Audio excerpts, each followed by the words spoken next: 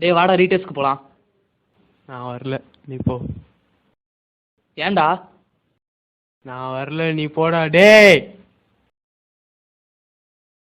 நான் ரீடெஸ்ட்க்கு வரல, இங்கே இருந்து படிக்க போறேன்.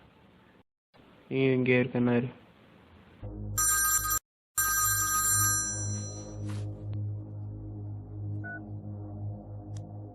ரீடெஸ்ட் எழுத வரமாட்டியா?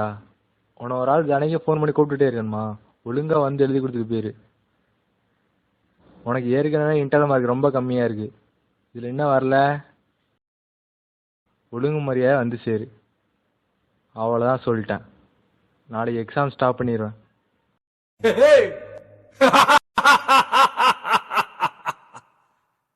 I'm waiting.